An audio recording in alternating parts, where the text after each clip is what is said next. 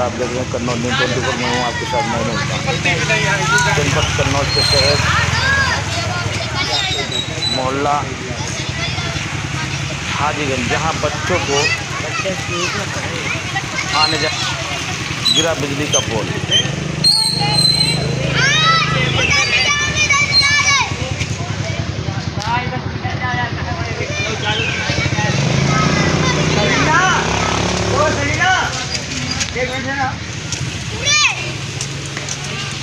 क्या नाम है?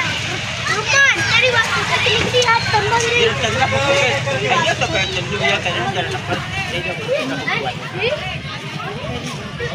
तेरी बात तो सही, तकनीकी खंभा गिरा हो गया।